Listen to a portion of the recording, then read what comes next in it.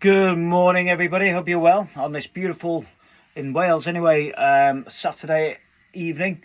Been an absolutely glorious, lovely day today, and I thought I'm just sat in the camper van after a bit of a day's graft on the house, and just having a bit of time in Isaiah, and I just want to share a few, I think, really encouraging words for us.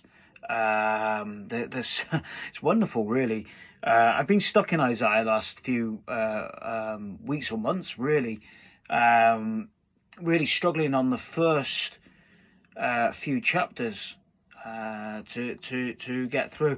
Not because it's been a struggle in the difficult to understand, but because of how much depth there is, how much goodness is, and how good the Lord is all the way through it.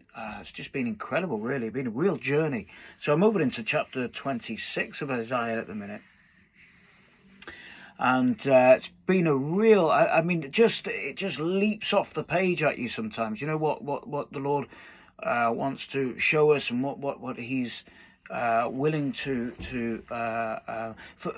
show us for those that really want to dig deep in the Word of God. And it says here, in the last, this chapter 26 of Isaiah, it says, "In that day, a song will be sung in the land of Judah." In that day often refers to, in that day, the end days, the day of the Lord, in that day when Jesus returns back to earth, which is getting sooner day by day. It really is. But in that day, I wonder what it says here, because it says this. It says, "We have a strong city. God makes salvations its walls and ramparts." Sorry, God makes salvation its walls and ramparts. And I thought, walls and ramparts. I mean, they're the very things that make a city. So there's this place, this city, that its walls and its ramparts are salvation. It reminds me of, I think it's in Psalms, where it says, "The name of the Lord is a strong tower.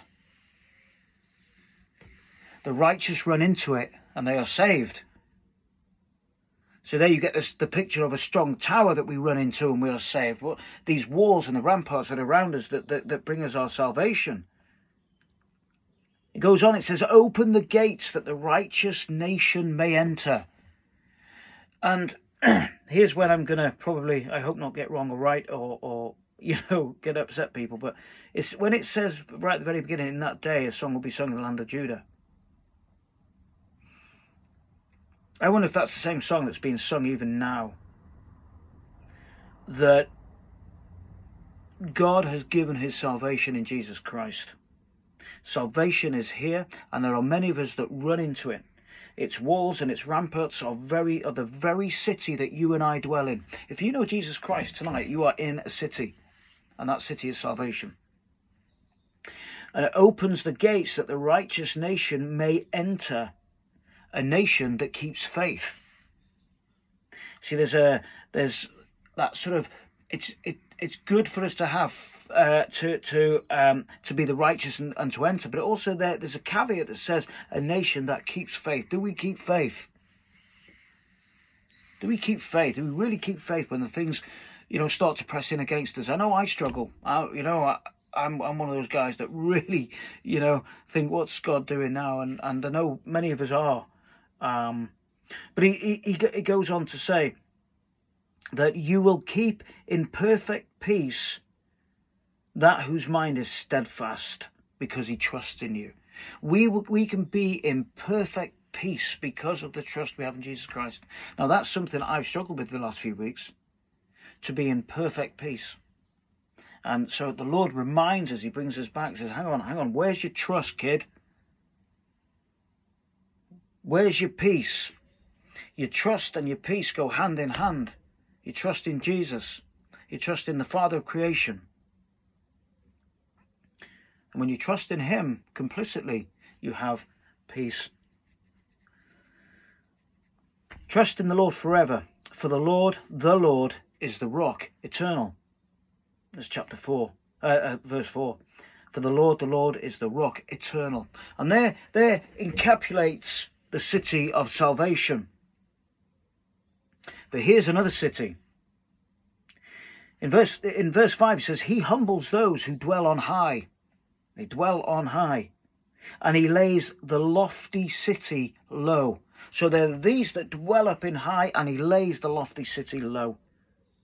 He levels it to the ground, oh dear, and casts it down to the dust. And listen to this, because I love this next bit. Feet trample it down. So this city that's lofty, that's full of pride, that is everything, that is what we should not be as believers. Prideful, boastful, all of these things. He lays that lofty city low, and he levels it to the ground and casts it down to the earth. The feet trample it down. What feet trample it down? Here comes the answer. The feet of the oppressed and the footsteps of the poor. The feet of the oppressed and the footsteps of the poor. And it got me thinking. I thought, why are they trampling and breaking this city down? And here's what I think the Lord is allowing me to see. That the feet of the oppressed and the footsteps of the poor see the city of salvation. And they are tired and sick of living in this city that is full of pride, the lofty city. And in their rush to run over to the city of salvation, they trample that one into the ground and into the dust. And spiritually for us, that is the journey that we are to make. We are to leave the things of this world behind as we trample into the dust